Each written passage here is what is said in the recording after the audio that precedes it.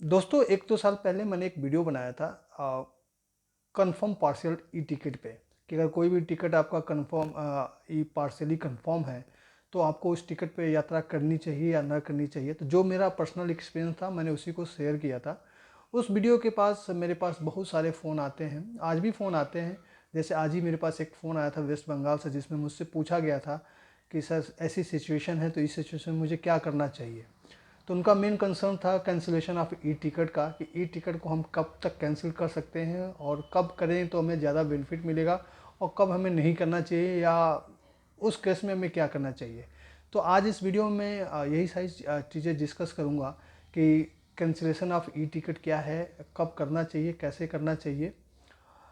सबसे पहले हम बात करते हैं ई टिकट का। देखिए ई टिकट वो टिकट कहलाता है जिसको हम ऑनलाइन आईआरसीटीसी की साइट से बुक करते हैं। देखिए बहुत सारी वेबसाइट हैं, किसी भी वेबसाइट पे आप ऑनलाइन टिकट बुक करने जाते हैं तो बाय डिफ़ॉल्ट वो आपको आईआरसीटी की साइट पे ही रिडायरेक्ट करता है। तो टिकट बेसिकली आईआरसीटी के ही साइट से बुक होती है। तो जो भी टिकट आप ऑनलाइन बुक करते हैं उसको हम ई टिकट बोलते हैं।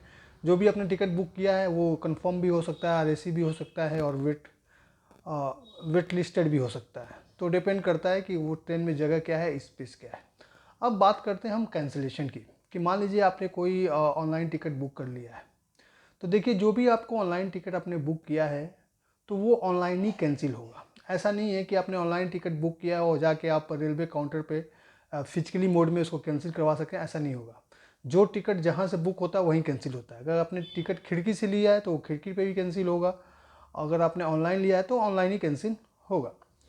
अब बात करते हैं कि भाई हमें कितना अमाउंट मिलता है। तो दोस्तों जो सबसे पहली कंडीशन है कि मान लीजिए आपने कोई भी टिकट बुक किया है, अगर आपने जो भी ट्रेन का शेड्यूल डिपार्चर है उसके 48 घंटे से ज़्यादा, मीन्स 48 घंटे से पहले करते हैं, ठीक है, तो उस केस में जो आपको अमाउंट मिलता है वो अमाउंट डिसाइडेड है। अगर हम फर्स्ट एसी की केस में बात करें तो उस केस में आपका 240 रुपये कट जाते हैं और कुछ चार्जेस कटते हैं।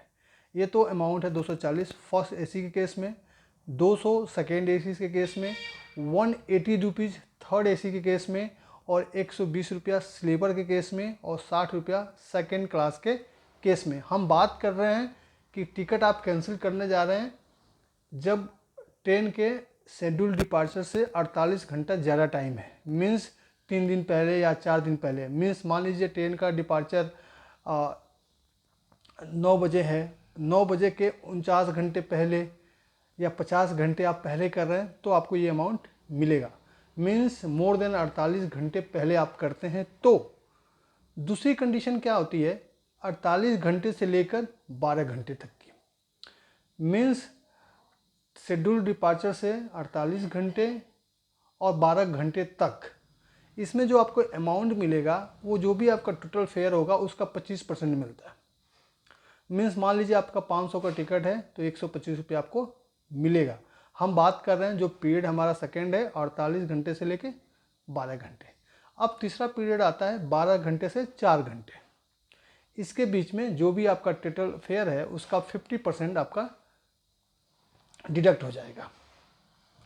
तो ये हमारी कंडीशन, 3 कंडीशन है। मोर देन 48 घंटे, उसमें मैंने आपको बता दिया कि थर्ड एसी का 240 रुपये कट जाएगा, और सेकेंड एसी का 200, थर्ड एसी का 180, स्लीपर का 120 और सेकेंड क्लास का 60। अगर 48 और 12 घंटे की बात करें तो वहाँ पे 25% आपका टोटल फेयर से कट जाएगा। अब 12 घंटे से लेकर 4 घंटे तक आपका 50% कट जाएगा। अब वो जो बच्चा 4 घंटे, तो बेसिकली जो चार्ट पीरियड होता है ना वो 4 घंटे पहले होता है लगभग। तो अगर किसी ट्रेन का चार्ट प्रिपेयर हो गया है, अगर आप वेट लिस्टिंग टिकट कैंसिल करने जा रहे हैं तो कैंसिल नहीं होगा। कैंसिल नहीं होगा तो आपका कोई अमाउंट रिफंड नहीं होगा। अब इस केस में आप क्या कर सकते हैं, इस केस में आपको ऑनलाइन फाइल टीडीआर करना पड़ेगा। अगर आप टीडीआर करते हैं तो जो भी रेलवे का रूल है उसके अकॉर्डिंग आपका रिफ़ंड हो सकता है। आपको स्टेटस अपना चेक करना है कि भाई रिफ़ंड हुआ कि नहीं हुआ, तो ये आपको फाइल टीडीआर करने पे ही होगा। अगर मान लीजिए कोई आपका रिजर्वेशन करवाया, आपका टिकट कंफर्म है, तो विद इन 4 घंटे आपको कोई अमाउंट नहीं मिलेगा। अमाउंट तभी मिल सकता है जब आप फाइल टीडीआर करते हैं। आरएसी के केस में कोई भी अमाउंट रिफंड नहीं होगा अगर आपका चार्ट प्रीपेड हो गया है तो। हाँ, ट्रेन जाने से आधे घंटे पहले तक आप TDR फाइल कर सकते हैं, उस केस में कुछ अमाउंट आपको रिटर्न हो सकता है। अगर हम पार्शियल ई टिकट की बात करें तो इस पे भी वही रूल लागू होते हैं जो अदर नॉर्मल टिकट पे लागू होते हैं। तो बेसिकली कहने का मतलब है ई टिकट चार्ट प्रीपेयर होने के बाद कभी कैंसिल नहीं होगा, बस उसमें आप क्या कर सकते हैं कि फाइल TDR कर सकते हैं, उसके थ्रू कुछ अमाउंट आपको मिल जाएगा। अदरवाइज मैंने आपको 3 या 4 कंडीशन बता दी। अगर मोर देन 48 घंटे हैं तो मैंने आपको अमाउंट बता दिया है। 12 घंटे से 48 घंटे के बीच में आपको 25% कट जाएंगे, फिर 12 से 4 घंटे में 50% कट जाएंगे, और जो 4 घंटे बैठे मीन्स जब चार्ट प्रीपेड हो गया तो उसके बाद आपको कोई भी अमाउंट रिफंड नहीं होता है। हाँ, अगर आपका टिकट वेट लिस्टेड है तो अमाउंट मिलता है, क्योंकि वो बाय डिफ़ॉल्ट टिकट कैंसिल हो जाता है, तो उस केस में जो भी अमाउंट होगा आपको मिलेगा, जो भी उसके चार्जेज होंगे वो कट के आपको मिलेगा। बट हम यहाँ पे बात कर रहे हैं कंफर्म टिकट की। अगर आपने टिकट बुक किया वो कंफर्म है तो ये सारे जो नियम मैंने डिस्कस किए हैं वो कंफर्म टिकट पर इम्प्लीमेंट होते हैं, न कि वेट लिस्टेड टिकट पे।